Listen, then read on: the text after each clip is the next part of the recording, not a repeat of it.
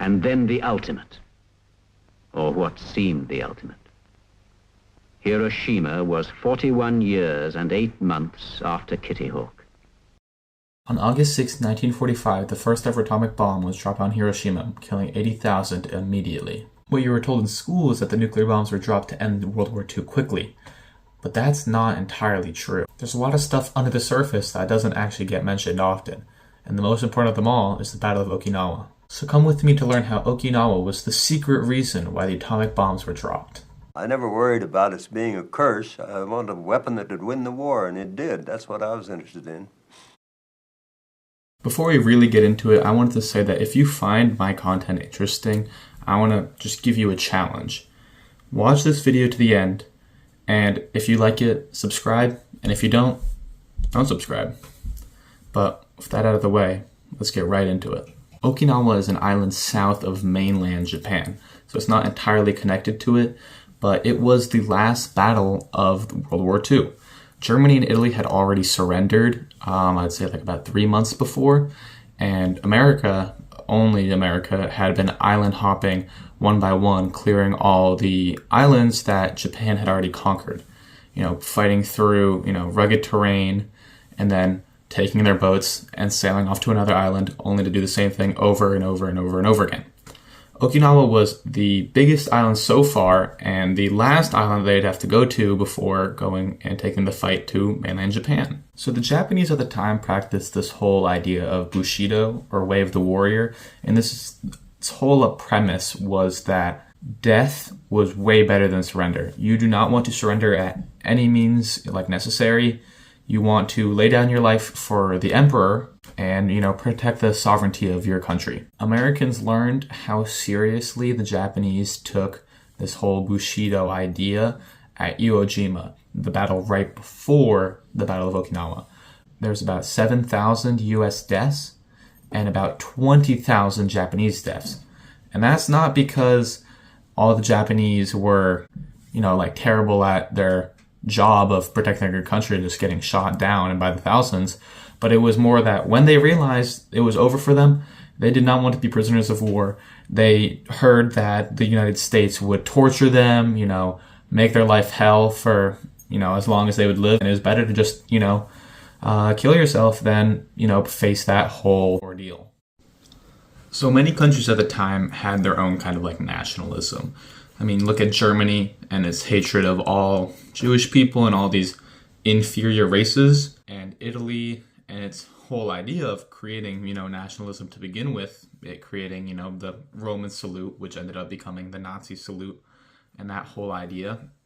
They pale in comparison to what Japan had created with its ultra-nationalism, as it's quoted to be. Its whole idea of Bushido was indoctrinated throughout its, young, through propaganda, through school, all this other stuff. It was a widespread think piece that everyone was like, okay, this is, how the world works. This is how, things should be. And this led to many Japanese people, soldiers and civilians alike, killing themselves in threat of the Americans coming to kill them or capture them. And this, coupled with the fact that as a war approaches its end, deaths increase, really led to the tumultuous tragedy that was at Okinawa. On April 1st, 60,000 U.S. Marines and soldiers enter the north side of Okinawa. Now it says north side, but when I say north side, it's here up. And this whole northern part of the island was completely, wiped out of any Japanese opposition in about 18 days. Its battle ended in April 18th. However, it was this south side right here that led the battle to last another 64 days or so. In Japan, this battle is known as the Typhoon of Steel, and the reason why is because it was raining like crazy. There was torrential downpour, there was rugged terrain, and the whole time there was bullets flying from both sides. The Americans had a really hard time attacking this island because it was just naturally way easier to defend. One of their tactics was using all of their, airplanes. They used 2,000 or so Japanese airplanes at Okinawa, at this little airstrip in Naha, which is the capital of Okinawa. And they were just throwing airplanes at the Americans. On April 6th, which was like the 5th day of battle, the Japanese sent out 335 kamikaze airplanes around like right here. And by the end of the battle, after 82 days, 35 American ships were sunk and about 368 were damaged. Now, think these aren't like little itty bitty boats like I have drawn over here. These are huge ships. And for just a small little airplane, about 335 of them or so, being able to sink these huge ships, it's a big deal. It was a huge blow for the Americans. To put into comparison how quickly the north side fell compared to the south side, the north side, this whole thing fell April 18th. This specific castle, just Shuri Castle on its own, was captured May 29th. And then shortly after, this small little airbase. And then shortly after, on June 22nd, so a whole 2 months, this whole south side was completely captured. This was rough for the Americans. There's about 12,000 American deaths, which is double how many American deaths there were in the Battle of Iwo Jima. And it just showed the Americans that, well, we're screwed. If we're gonna have to keep on fighting like this, especially when we're going against mainland Japan, it's gonna be difficult. The most surprising thing for all the American soldiers is that once they had, finished fighting all the Japanese soldiers, they came back to a relatively empty island. All right, we finally did it. We liberated the Japanese people. Up top. Man, that was hard. Wait a minute. Where are the Japanese people? Okinawa wasn't originally a part of Japan. It was at one point called the Kingdom of Ryukyu, which was founded in 1429. It had its own culture, its own history, its own language even. In games like Yakuza 3, which are actually based in Okinawa, there is some historical tidbits of how they pronounce specific kinds of fish, like the tuna, for example. After 450 years of its, lifespan as a country, or as a nation, or as a kingdom, it was annexed by Japan and was joined in with their whole global culture, which also meant that they joined in with their whole idea of ultranationalism. Even though Okinawans weren't ethnically Japanese completely, they were swept up in this whole idea of you have to die for the emperor because you are Japanese and you should not surrender at any means necessary. There's 200,000 casualties in the Battle of Okinawa for the Japanese. About 1/2 of them were Okinawan citizens. There was mass suicides in droves. People would jump off cliffs, blow up grenades in caves. There was one specific instance where a soldier said to a Okinawan named Miyahira Haruko, "Please have the good grace to kill yourself and avoid being caught." It was taken very seriously, this whole idea of, dying for the emperor. It's interesting to see that someone who wasn't even really a part of the culture to begin with got so, I guess you couldn't even use a better term than brainwashed into believing that they were a part of this, ultra superior race compared to everyone else, and they have to die for the emperor. This was some cold water for the Americans because they realized that if the Okinawans were going to kill themselves in droves like this, even though they weren't ethnically Japanese, you just have to imagine how ethnically Japanese people in the mainland of Japan would act if America were to invade Japan. On July 16th, 1945, after a successful testing of a nuclear bomb, the United States was forced to make a decision. Either they A, continue fighting mainland Japan and possibly risk thousands, if not millions, of Japanese people committing mass suicide, resulting in an unintentional ethnic cleansing, or they can try to use their newfound technology to force the Japanese people to capitulate. The problem with just convincing the Japanese was that you couldn't just convince the Japanese government. You had to convince all of the Japanese people. Multiple Japanese politicians and businessmen were killed for showing any sense of weakness. For example, one prime minister was killed for limiting the Japanese Navy. This meant that just showing the government officials the power of the atomic bomb wasn't enough. You had to show the Japanese people as well. So President Truman learned about the atomic bomb after he became president, because this whole time FDR, who had died in office, was working on the atomic bomb in secret. Truman knew that if he were to invade Japan, there would be similar outcomes to what had happened in Okinawa. It would mean death for many Americans, but also the death of most Japanese people. However, it also would result in the end of World War II, which is what everyone wanted in the end. Not invading Japan was also not an option. If the US did not intervene in Japan at all, then it would allow the Japanese people to recover and fight back even stronger. And like I said before, if the US government forces just the Japanese government to surrender, then the Japanese people would just ignore it and continue fighting. However, it was hypothesized that if the US drops an atomic bomb on Japan, it would be enough to convince the Japanese people to surrender. This would also keep the Japanese and US deaths lower than a hypothetical invasion. However, it also meant the guaranteed painful death of many Japanese people. There's this whole idea in, pop culture that 1 minute you're alive and the next minute after the atomic bomb is dropped, you're just gone. That wasn't the case for many of the Japanese people who were affected by the atomic bomb. There was burn marks everywhere on people's bodies.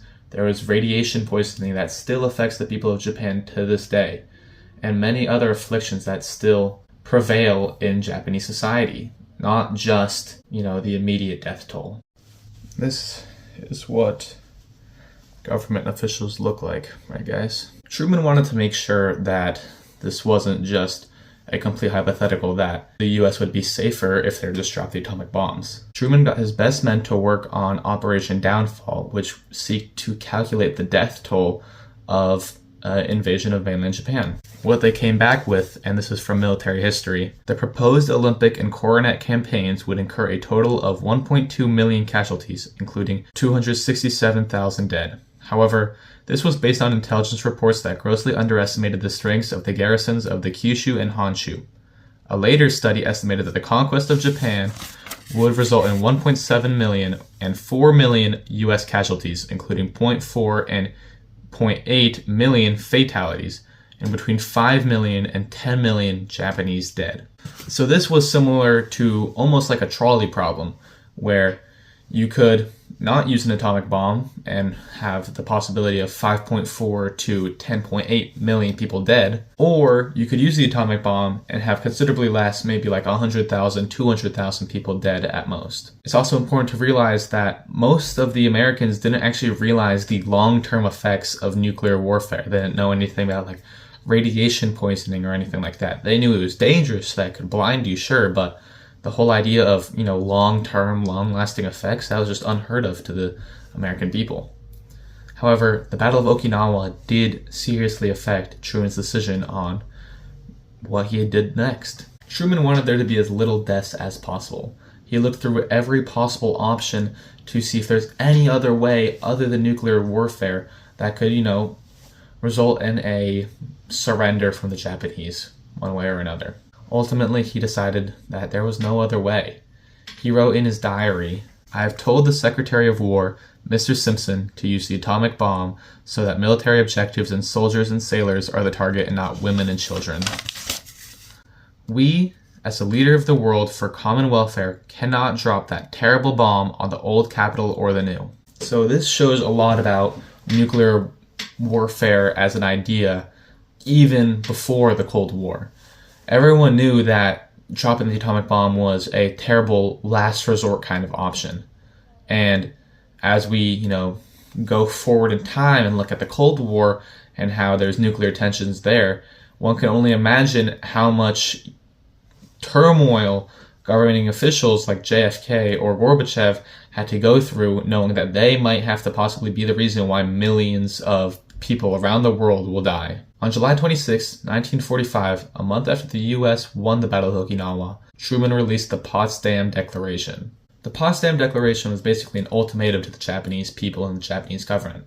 It was either complete surrender or complete destruction.